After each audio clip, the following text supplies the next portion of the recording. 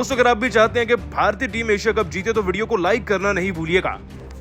दोस्तों बीच मैदान में खिलाड़ियों को जब पानी पिलाने विराट कोहली आए तो कुछ ऐसा डांस कर गए कि देखकर रोहित तो क्या हर कोई पेट पकड़कर हंसने लगा था। विराट कोहली का ये खास मजाकिया अंदाज और उनका डांस आपको दिखाएंगे, लेकिन उससे पहले आप सभी को क्या लगता है विराट कोहली, रोहित शर्मा और बाबर आजम तीनों में सबसे बेहतर बल्लेबाज इस वक्त पर कौन है दुनिया में? नीचे कमेंट करके हमें बताना नहीं भूलिएगा।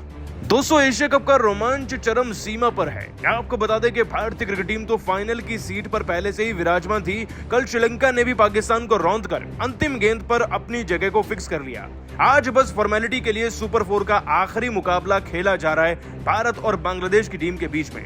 ये वही स्टेडियम है जहां पर भारत ने पिछले 2 मैचेस अपने बड़े शानदार तरीके से जीते हैं। पहले हमने यहाँ पे पाकिस्तान को हराया, फिर श्रीलंका को, और अब बारी है बांग्लादेश की टीम की। तो भला परंपरा कैसे टूटती? दोस्तों आपको बता दें कि इस मैदान में इस बार रोहित शर्मा ने कुछ अलग करना चाहा। कहने को तो ये बल्लेबाजी के लिए पिच पहली सेशन में ज्यादा अनुकूल रहती है, लेकिन इस बार रोहित ने गेंदबाजी चुनी और दोस्तों बड़े बदलावों के साथ उतरी थी भारतीय क्रिकेट टीम। बिना कोहली के, शमी के साथ तो वहीं सूर्या को भी खिलाया गया, लेकिन आज आते ही गेंदबाजों ने तुड़ाई कर दी बांग्लादेश की टीम की।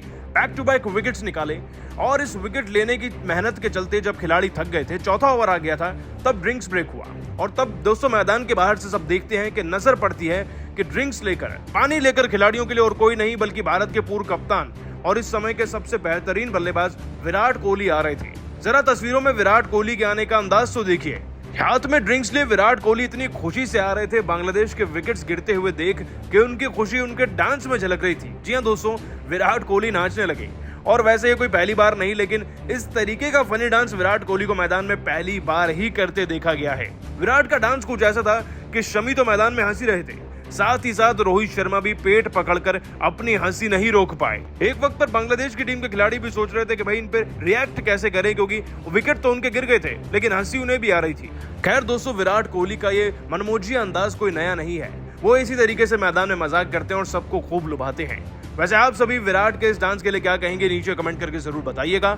दोस्तों फाइन में श्रीलंका से भिड़ने से पहले बांग्लादेश बल्लेबाजों को भारतीय गेंदबाजों ने किया पस्त। शमी और शार्दुल ने अपनी गेंद से मचाया तांडव। तो आखिर कैसे मौका मिलते शमी शार्दुल के साथ अक्षर की फिरकी ने उड़ाई बांग्लादेश की धज्जियां। अपनी कातिलाना गेंद से भारत की जीत की पूरी उम्मीद जगा दी। कैसे मचा दिया बांग्लादेश के खिलाफ मुकाबले में तबाही का आलम। पूरी हाईलाइट हम आपको दिखाएंगे, लेकिन उससे पहले आपको क्या लगता है कि शमी शार्दुल और अक्षर पटेल में से कौन सबसे शानदार गेंदबाज है? नीचे कमेंट करके जरूर बताइएगा। दोस्तों सुपर 4 मुकाबले में आज भारत और बांग्लादेश के बीच खेला जा रहा, जहां भारत ने टॉस जीतकर पहले गेंदबाजी करने का फैसला किया। वहीं इस मुकाबले में आज रोहित शर्मा कई नए खिलाड़ियों के साथ मैदान पर उतरे। साथ ही तिलक वर्मा को इस मुकाबले में डेब्यू करने का मौका मिला। भारतीय टीम गेंदबाजी चुनने के बाद मैदान पर उतरी और वहीं बांग्लादेश के लिए ओपनिंग करने तंजीद हसन के साथ लिटन दास आए, लेकिन भारत के खतरनाक पेसरों के सामने दोनों ओपनर मैदान पर टिक नहीं सके। पहले मोहम्मद ने लिटन दास का विकेट उखाड़कर फेंका और फिर शार्दुल ठाकुर ने तंजीद हसन का विकेट उखाड़कर फेंक दिया। बांग्लादेश टीम की कमर तोड़ दी। 2 ओवरों में 15 रन 2 विकेट पर झटक लिए। भारत के गेंदबाज शानदार फॉर्म में नजर आ रहे हैं। उनकी घातक गेंद बल्लेबाज खिलाड़ियों को खेलने में काफी परेशान हो रही थी। तो विकेट गिरने के बाद मैदान पर अपनी टीम को संभालने कप्तान शाकिब अल हसन के साथ अनामुल मौजूद थे और इन दोनों बल्लेबाजों ने मिलकर टीम की पारी को आगे बढ़ाने की कोशिश करने लगे, लेकिन भारत के घातक अटैक के आगे बल्लेबाज मैदान पर टिक नहीं पा रहे थे। एक बार शार्दुल ठाकुर ने अपनी घातक गेंदबाजी से 5.4 ओवर की गेंद पर अनामुल का विकेट लेकर पूरी तरह से कमर तोड़ दी। साथ ही शार्दुल ठाकुर ने दूसरा विकेट अपने नाम कर लिया, जिसके बाद मैदान पर टीम को संभालने मेहंदी हसन आ गए। इस दौरान बल्लेबाजों को टीम को संभालना बेहद जरूरी था, क्योंकि गेंदबाज काउंटर अटैक कर रहे थे। भारतीय गेंदबाज बांग्लादेशियों पर पूरी तरह से हावी हो चुके थे। शानदार गेंदबाजी का नजारा मिल रहा था, लेकिन कप्तान शाकिब मैदान पर डटकर गेंदबाजों का सामना कर रहे थे। धीरे धीरे रन बनाकर स्कोर को आगे बढ़ा रहे थे और अपनी टीम को पावर प्ले के 10 ओवर में अपनी टीम को 3 विकेट के नुकसान पर 44 रनों तक पहुंचा दिया। लेकिन पावर प्ले का आखिरी ओवर फेंक रहे शार्दुल के ओवर में मेहंदी हसन का 2 कैच छूट गया। पहले कैच में डेब्यू किए तिलक वर्मा ने आसान सा कैच छोड़ा और फिर अगली गेंद पर स्लिप में सूर्य कुमार ने भी आसान सा कैच छोड़ दिया, जीवन दान दे दिया, जिसके बाद दोनों खिलाड़ी मैदान में तेजी से रन बनाना शुरू कर चुके थे। टीम के स्कोर आगे बढ़ाने लगे, लेकिन तभी कप्तान रोहित विकेट निकालने के लिए गेंद स्पिनर अक्षर पटेल के हाथों में थमा दी और अक्षर ने अपनी घातक गेंदबाजी से पहले ही ओवर में चौथी गेंद पर मेहंदी हसन को स्लिप में कैच पकड़वाकर पवेलियन का रास्ता दिखा दिया और बांग्लादेशों की कमर तोड़ दी। इसी के साथ भारतीय गेंदबाजों ने उनके 4 बल्लेबाजों को केवल 14 ओवर में ही उखाड़ फेंक दिया। भारत की शानदार गेंदबाजी शानदार नजारा दिखा रही थी। इस मैच में रोहित शर्मा ने तिकल वर्मा, प्रसिद्ध कृष्णा, सूर्य कुमार यादव सहित कई खिलाड़ी को मौका दिया और सभी शानदार खेल दिखा रहे थे। देखकर यही लग रहा था कि बांग्लादेश पूरे 50 ओवर नहीं खेल पाएगी और ऑल आउट हो जाएगी, क्योंकि इन सभी बल्लेबाज पवेलियन जा चुके थे।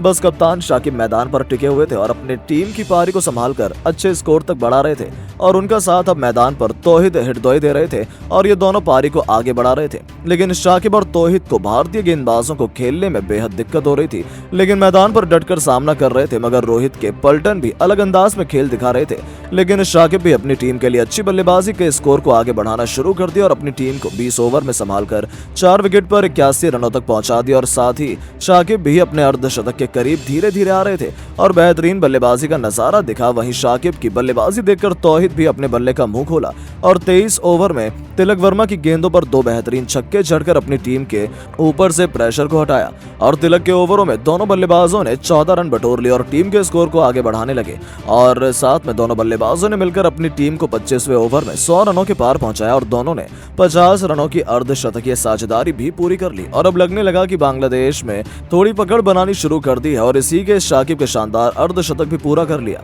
इसके बाद दोनों बल्लेबाज शानदार खेल दिखाने लगे और अपनी टीम के स्कोर को 27 ओवर में 125 रनों तक पहुंचा दिया और टीम को संभाल आगे बढ़ाने लगे।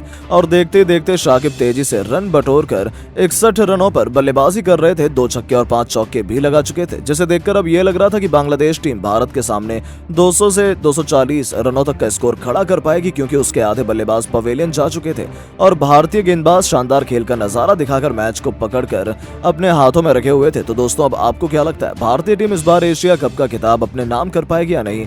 नीचे कमेंट करके जरूर बताएं।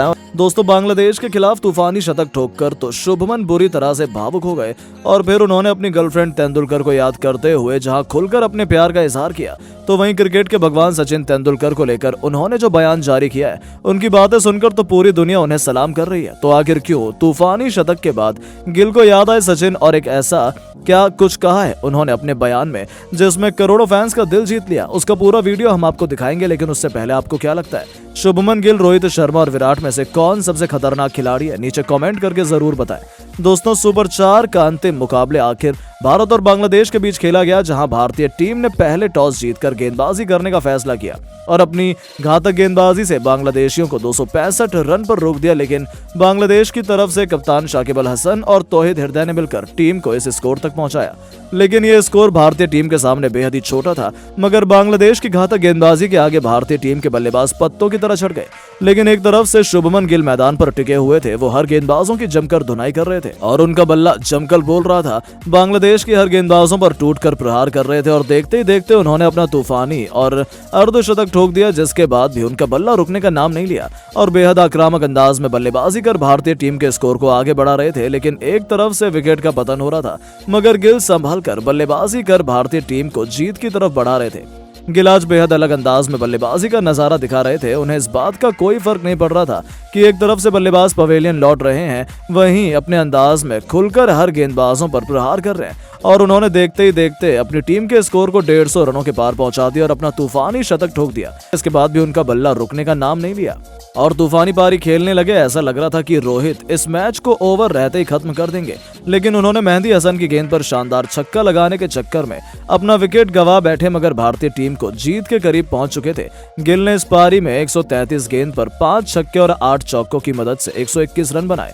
इस यादगार पारी को खेलने के बाद शुभमन गिल ने सारा को याद करते हुए कहा कि मैं अपनी इस पारी को कभी नहीं भूल पाऊंगा। ये अब तक की मेरी सबसे खास पारी थी और मुझे पता है कि मेरे बारे में इंटरनेट पर क्या क्या बातें होती हैं। सारा तेंदुलकर बेहद खास है, वो सचिन तेंदुलकर की बेटी हैं। ऐसे में उनका मेरे साथ नाम जोड़ना ही मेरे लिए खुशकिस्मती थी, लेकिन लोगों को बेकार की बातों में ध्यान नहीं देना चाहिए। मैं उनका बहुत सम्मान करता हूँ।